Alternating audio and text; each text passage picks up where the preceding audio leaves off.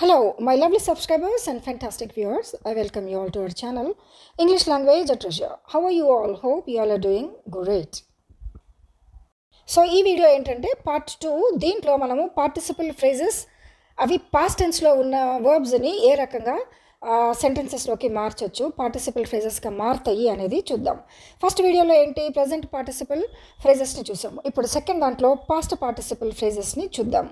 అయితే ఫస్ట్ దాంట్లో ఏ రకంగా ఎక్స్ప్లెనేషన్ విన్నారో సేమ్ అదే విధం, కానీ ఇక్కడ వర్బ్స్ అనేవి పాస్ట్ టెన్స్లో మారుతాయి. అంతే డిఫరెన్స్, ఎక్కువ డిఫరెన్స్ ఏమి ఉండదు.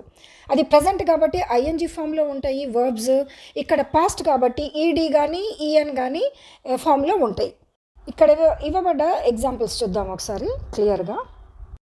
చెప్పలేని ఆనందం, పట్టరాని సంతోషం, ఆపుకోలేని ఆవేశం, క్షమించలేని తప్పు, వ్రాయబడిన పత్రం, నమ్మదగిన స్నేహితుడు, కావలసిన వస్తువులు.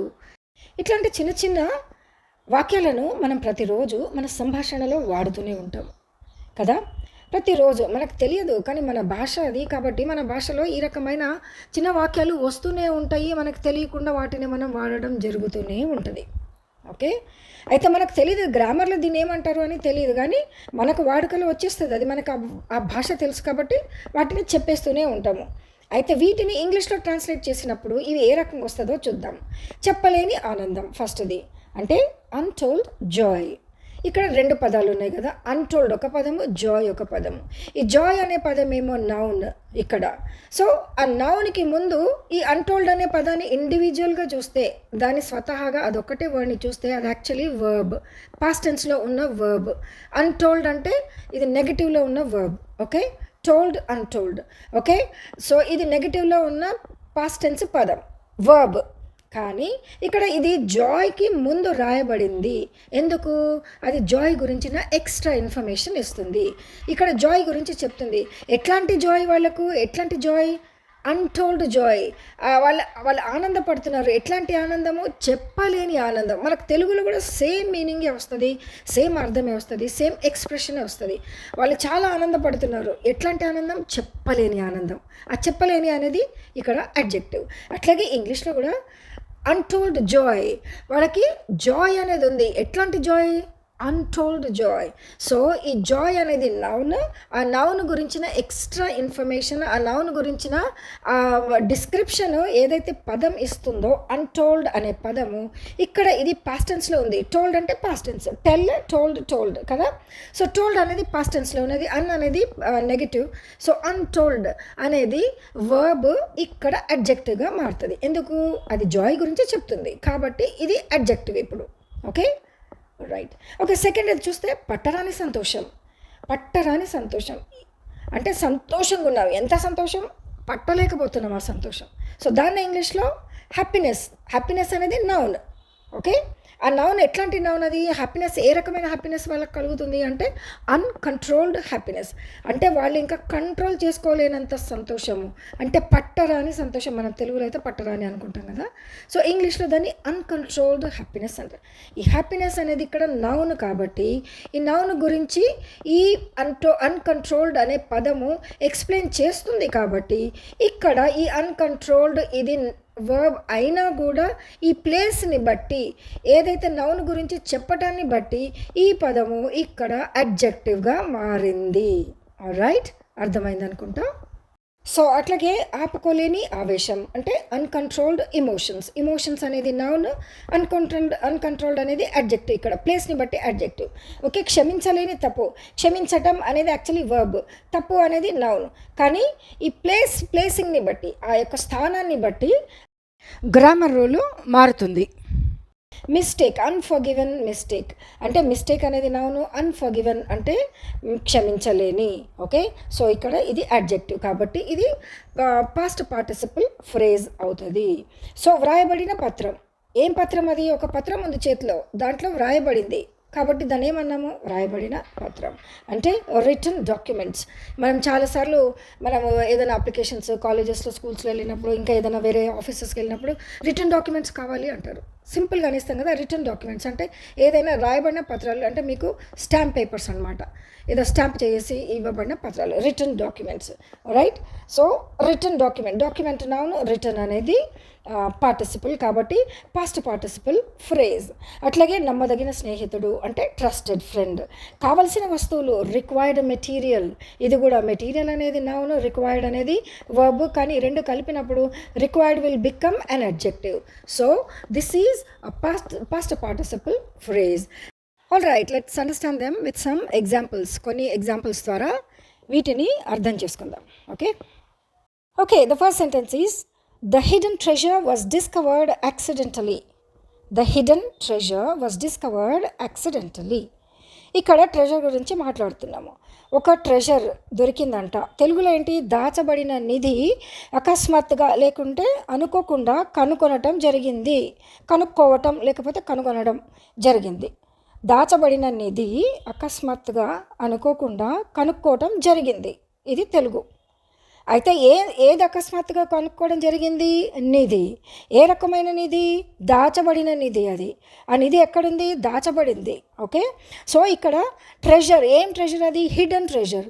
సో హిడెన్ అనేది ఇక్కడ పాస్ట్ పార్టిసిపుల్ ఫ్రేజ్, అది అడ్జెక్టివ్. ఓకే, ఇది హిడ్ అనేదేమో హైడ్, హిడెన్, ఇది పార్టిసిపల్ ఫామ్లో ఉన్నది. సో హైడ్ అనేది వర్బ్, హిడ్ అనేది past tense of verb, hidden అనేది పార్టిసిపల్ ఆఫ్ వర్బ్. సో ఇక్కడ ట్రెజర్ ఏం చేయబడింది, హిడెన్, దాచబడింది. సో ఈ హిడెన్ అనేది ట్రెజర్ గురించిన నౌన్ గురించి చెప్తుంది కాబట్టి ద హిడెన్ ట్రెజర్ అనేది పాస్ట్ పార్టిసిపల్ ఫ్రేజ్ అని చెప్తాము. సో మిగిలిన సెంటెన్స్ అంతా వాజ్ డిస్కవర్డ్ యాక్సిడెంటలీ అనేదంతా ఈ ట్రెజర్ గురించి చెప్పబడుతుంది, దానిది ఎక్స్ట్రా ఇన్ఫర్మేషన్ అనమాట, right. Okay. All right, let's see the second one. We could see the untold happiness in her parents when her marriage was settled. We could see the untold happiness in her parents when her marriage was settled. అంటే ఆమె వివాహం నిశ్చయమైనందుకు వాళ్ళ తల్లిదండ్రులలో చెప్పలేని ఆనందాన్ని చూసాము. అంటే ఇక్కడ ఏ రకంగా అయితే ఇంగ్లీష్లో పాస్ట్ పార్టిసిపల్ ఫ్రేజ్ను ఉపయోగించామో తెలుగులో కూడా మనకు అదే విధంగా ఉంది చూడండి. యాక్చువల్గా తెలుగులో మనం ఎక్కువ వాటిని ఉపయోగిస్తాము, ఇంగ్లీష్లో కొన్నిసార్లు అది ప్యాసివ్ వాయిస్లోకి వెళ్ళిపోవచ్చు సెంటెన్సెస్, కానీ తెలుగులో మాత్రం ఇదే రకమైన ట్రాన్స్లేషన్ వస్తుంది, right. So we could see the untold happiness in her parents. Untold happiness, చెప్పలేని ఆనందం, ఇది పాస్ట్ పార్టిసిపల్ ఫ్రేజ్. ఎందుకు ఇక్కడ V3 వర్బ్ వచ్చింది, అన్టోల్డ్. అనేది నెగటివ్లో ఉంది, టోల్డ్ అనేది V3 form. Okay, untold happiness అనేది నౌన్. ఓకే, సో చెప్పలేని సంతోషాన్ని తల్లిదండ్రులలో చూడడం జరిగింది. అంటే ఆమె వివాహం నిశ్చయమైనందుకు వాళ్ళ తల్లిదండ్రులలో చెప్పలేని ఆనందాన్ని, సంతోషాన్ని చూసాము, అది translation. Okay, right. Let's see the third one. Third ఏంటి, పట్టరాని సంతోషం, అన్కంట్రోల్డ్ హ్యాపీనెస్. వాళ్ళ సంతోషానికి ఇంకా అవధులు లేవు, బౌండరీస్ లేవు. అన్కంట్రోల్డ్ హ్యాపీనెస్, పిచ్చి గంతలు వేసేస్తున్నారేమో తెలియదు మనకి. Okay, the sentence is the students were shouting with uncontrolled happiness when they heard about the sudden holidays. The students were shouting with uncontrolled happiness when they heard about the sudden holidays. విద్యార్థులు అకస్మాత్తుగా ఇచ్చిన సెలవులకు పట్టరాని సంతోషంతో కేకలు వేశారు. అంటే ఏంటి, చిల్డ్రన్కి ఏంటి, సడన్గా హాలిడేస్ డిక్లేర్ చేసే లోపల వాళ్ళ సంతోషానికి ఇంకా అంతు లేదు, పిచ్చి గంతులు వేసేస్తున్నారేమో క్లాస్లో, మనకు తెలియదు. ఇక్కడ ట్రాన్స్లేషన్లో మాత్రం తెలుగులో విద్యార్థులు అకస్మాత్తుగా వచ్చిన సెలవులకు పట్టరాని సంతోషంతో కేకలు వేశారు. సో ఇక్కడ ఏంటి అంటే ఇంగ్లీష్లో the students were shouting with what, uncontrolled happiness ఏంటిది, వాళ్ళకి ఎందుకు అరుస్తున్నారు, సంతోషానికి. ఏ సంతోషము, అన్కంట్రోల్డ్. ఎందుకు, సడన్ హాలిడేస్ వచ్చినందుకు. అంటే ఈ సంతోషం అనే దానికి అంతు లేకుండా పోయింది వీళ్ళకి, దాన్నే అన్కంట్రోల్డ్ హ్యాపీనెస్. అంటే ఈ అన్కంట్రోల్డ్ అనేది ఇప్పుడు ఇక్కడ అడ్జెక్టివ్ అయింది. ఎందుకు, హ్యాపీనెస్ నౌన్ కాబట్టి అన్కంట్రోల్డ్ అనే వర్బ్ అడ్జెక్టివ్గా మారింది. అది పాస్ట్ టెన్స్లో ఉంది, ఈడీ ఫామ్లో ఉంది కాబట్టి ఇది పాస్ట్ పార్టిసిపుల్ ఫ్రేజ్. సో ఆ మిగిలిన సెంటెన్స్ అంతా అంటే when they heard about the sudden holidays అనేదంతా extra information about the uncontrolled happiness. ఎందుకు ఇది వినగానే వాళ్ళ రియాక్షన్ ఇట్లా ఉందన్నమాట, పిచ్చి పిచ్చిగా అరచేయడం అనేది. ఎందుకు? సడన్ హాలిడేస్ విన్నందుకు. సో అన్కంట్రోల్డ్ హ్యాపీనెస్కి ముందున్న సెంటెన్స్ తర్వాత ఉన్న సెంటెన్స్ అంతా extra information that tells about the main noun. Okay, that is happiness. Okay, let's see the next one. ఆపుకోలేని ఆవేశం, అన్కంట్రోల్డ్ ఎమోషన్స్. ఇంగ్లీష్లో సెంటెన్స్ ఏ రకంగా వచ్చిందంటే, his uncontrolled emotions led him to burst in to tears when he saw his friend after 30 long years. అంటే 30 ఏళ్ల తర్వాత తన చిన్ననాటి స్నేహితుడిని చూసి తన ఆపుకోలేని ఆవేశంలో తన కళ్ళలో నీళ్లు తిరిగాయి. అసలు తెలుగే కష్టంగా ఉంది కదా, ఇంగ్లీషే ఈజీగా అనిపిస్తుంది. It's okay. సో అంటే ఏంటి ఇక్కడ? హిజ్ అన్కంట్రోల్డ్ ఎమోషన్స్ అంటే ఈ ఎమోషన్స్ గురించి చెప్పడం జరుగుతుంది. ఎవరిది? అతని యొక్క ఎమోషన్స్. అతని ఎమోషన్స్ ఎట్లా ఉన్నాయి? అన్కంట్రోల్డ్. కాబట్టి ఆ ఎమోషన్స్కి అన్కంట్రోల్డ్ అనేది అడ్జెక్టివ్గా మారింది ఇక్కడ, రైట్? అయితే ఈ అన్కంట్రోల్డ్ ఎమోషన్స్ ఆయనకి ఏం జరిగింది? వాటితో తన కళ్ళలో నీళ్ళు వచ్చేటట్టు చేశాయి. So his uncontrolled emotions led him to burst into tears. ఎందుకు? when he saw his friend after 30 long years. అంటే 30 సంవత్సరాల తర్వాత తన ఫ్రెండ్ని చూశాడు కాబట్టి తన ఆవేశాన్ని ఆపుకోలేకపోయాడు. alright, the next one is క్షమించరాని తప్పు, unforgiven mistake. మిస్టేక్ అనేది నౌన్, అన్ఫర్గివెన్ అనేది అడ్జెక్టివ్ ఇక్కడ ఇప్పుడు రైట్ నౌ. అదైతే యాక్చువల్లీ అది వర్బ్, నెగిటివ్లో ఉన్న వర్బ్. ఫర్గేవ్ ఫర్గివెన్ ఇది V3 వర్బ్, రైట్? సో అన్నందుకు అది నెగిటివ్ ఫామ్లో ఉందన్నమాట. సో ఇక్కడ మిస్టేక్ అనేది ఇట్స్ అ నౌన్, తప్పు, మిస్టేక్. దాని ముందు రాయబడింది కాబట్టి అన్ఫర్గివెన్ అనేది అడ్జెక్టివ్గా మారింది. ఇది పాస్ట్ టెన్స్లో ఉంది. ఎందుకు? థర్డ్ ఫామ్లో ఉంది కదా, V3 వర్బ్లో ఉంది, right? So the sentence goes, the students have done unforgiven mistakes. విద్యార్థులు క్షమించరాని తప్పు చేశారు. Simple. Okay, the students have done unforgiven mistakes. అయితే మనం తెలుగులో ఎప్పుడైతే ట్రాన్స్లేట్ చేస్తామో ఒకటి మనం ఎప్పుడు గుర్తుపట్టాలి ఏంటంటే, ఏదైతే మనము పాస్ట్ ఫ్రేజ్ ఉందో, పార్టిసిపుల్ ఫ్రేజ్ ఉందో, ఆ ఫ్రేజ్ తెలుగులో అయితే 2 పదాలు ఒకే దగ్గర వస్తాయి. అన్ఫర్గివెన్ మిస్టేక్ అని ఏదైతే ఇంగ్లీష్లో ఉందో, అంటే క్షమించరాని తప్పు అని ఏదైతే ఉందో ఆ 2 పదాలు ఒకే దగ్గర వస్తాయి మనం తెలుగు ట్రాన్స్లేషన్ చేసినప్పుడు. అంటే అట్లా వస్తున్నాయా లేదని మనం తెలుగులో ట్రాన్స్లేషన్ చేసుకొని చూడాలి. అప్పుడు మనం రాసిన సెంటెన్స్ కరెక్ట్గా ఉంది ఇంగ్లీష్లో అని మనకు అర్థమవుతుంది, right? Okay, so the sentence is the students have done unforgiven mistakes. తెలుగులో అయితే విద్యార్థులు క్షమించరాని తప్పు చేశారు. సో క్షమించరాని తప్పు అనేది పాస్ట్ పార్టిసిపుల్, విద్యార్థులు చేశారు అనేది ఆ తప్పు చేసిన వాళ్ళ గురించిన information. Okay, right. Alright, the next one is written document. Written document తెలుగులో వ్రాయబడిన పత్రం. మన ట్రాన్స్లేషన్ అట్లాగే వస్తుంది. Okay, right. సెంటెన్స్ ఏంటి? The judge asked the client to show the written document. The judge asked the client to show the written document. Simple sentence. తెలుగులో ఏ రకంగా translation వస్తుంది? వ్రాయబడిన పత్రాన్ని చూపించమని జడ్జి గారు క్లయింట్ని అడిగాడు.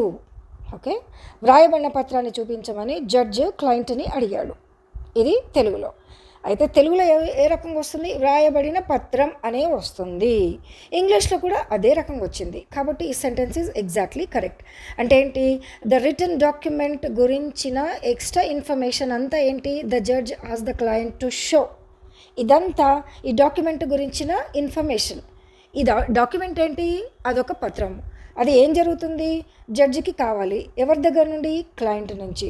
సో జడ్జికి క్లయింట్ దగ్గర నుండి ఏం కావాలి? రిటర్న్ డాక్యుమెంట్ కావాలి. అంటే ఈ రిటర్న్ డాక్యుమెంట్ గురించిన సంభాషణ అంటే ఎక్స్ట్రా ఇన్ఫర్మేషన్ ఈ పైన సెంటెన్స్ అంతా, right? So the judge asked the client to show the return document. Okay, అది sentence. The last one is required material. కావలసిన వస్తువులు. Required verb, V3 verb, material noun. So ఈ 2 కలిపితే పాస్ట్ పార్టిసిపుల్ ఫ్రేజ్. ఫ్రేజ్ అంటే ఒకటి కన్నా ఎక్కువ పదాలు ఉండాలి కదా, అది నేర్చుకుందాం, రైట్? సో ఇక్కడ ఇంగ్లీష్లో సెంటెన్స్ ఏంటి? The people were asked to bring the required materials for the competition. Okay, the people were asked to bring the required materials for the competition అంటే తెలుగులో ఏ రకంగా వస్తుంది? పోటీలలో పాల్గొంటున్న వాళ్ళు తమకు కావాల్సిన వస్తువులను తెచ్చుకోవాలని చెప్పారు. మనం తెలుగులో అయితే చెప్పారు అంటున్నాము. మరి ఇంగ్లీష్లో అయితే they were asked to bring the required materials. They were asked ఎందుకు వచ్చింది అంటే వాళ్ళని అడిగారు, అట్లా మీది మీరు తెచ్చుకోగలరా అని అడుగుతాం కదా, అదే ఎగ్జాక్ట్లీ ట్రాన్స్లేషన్ చేస్తే ఇంగ్లీష్లో ఈ రకంగా వస్తుంది. The people were asked to bring the required materials for the competition. అయితే మన వర్డ్ ఏంటి ఇక్కడ? రిక్వైర్డ్ మెటీరియల్స్, కావలసిన వస్తువులు. సో కావలసిన వస్తువులు ఏం చేయాలి? పీపుల్ తెచ్చుకోవాలి. దేనికోసము? కాంపిటీషన్ కోసం. సో పీపుల్ అందరూ కావాల్సిన వస్తువులను కాంపిటీషన్కి తెచ్చుకోవాలి అనేదంతా extra information about the required materials. ఈ రిక్వైర్డ్ మెటీరియల్స్ ఎవరికి కావాలి? పీపుల్కి కావాలి. ఎందుకు కావాలి? కాంపిటీషన్ కోసం కావాలి. అంటే ఈ ఇన్ఫర్మేషన్ అంతా రిక్వైర్డ్ మెటీరియల్స్ గురించిన ఇన్ఫర్మేషన్. కాబట్టి ఇది past participle phrase. Alright, okay, alright. ఇంతవరకు పాస్ట్ పార్టిసిపల్ ఫ్రేజెస్ గురించి చూసాం కదా. అంటే ఫ్రేజెస్ అనగానే మన మైండ్లో ఒక్కటే ఉండాలి ఎప్పుడు, ఏంటంటే 2 పదాల కన్నా ఎక్కువ పదాలు, 2 కానీ అంతకన్నా ఎక్కువ పదాలు ఉన్న వాటిని ఫ్రేజెస్ అంటాము అని. సో పాస్ట్ పార్టిసిపల్ అనగానే third form of the verb గుర్తుపెట్టుకోవాలి. పాస్ట్ అన్నా కూడా అంతే కదా, పాస్ట్ టెన్స్లో ఉండాలి, ఆ వర్బ్ పాస్ట్ టెన్స్లో ఉండాలి. అయితే థర్డ్ ఫార్మ్ ఆఫ్ వర్బ్స్ ఎట్లాంటివి అంటే ఈడీతోనన్నా ఎండ్ అవ్వాలా, ఎన్తో అన్నా ఎండ్ అవ్వాలా, లేకపోతే టీతో అన్నా ఎండ్ అవ్వాలా. ఇట్లాంటి వర్బ్స్ మాత్రమే మన పార్టిసిపల్గా మారుతాయి. ఓకే, వేరేవి ఇంకా ఇర్రెగ్యులర్ వర్బ్స్ ఉంటాయి, అవన్నీ అట్లా చేంజ్ అవ్వవు, వాటిని ఉపయోగించలేము ఆ రకంగా. ఓకే, సో ఐ హోప్ మీకు ఈ కాన్సెప్ట్ అర్థమైంది అనుకుంటున్నా. క్లియర్గా అర్థమైందో లేదో నాకు తెలియదు, కానీ I tried my level best to make you understand how to use past participle phrases in the sentences. Okay, so ఈ టాపిక్ నిజంగా మీకు నచ్చినట్టయితే, సెకండ్ పార్ట్ కూడా బాగా అర్థమైనట్టయితే kindly like, share and subscribe. All right, thanks for watching. Take care. Bye bye. I'll see you in my next video. Till then, have a great time.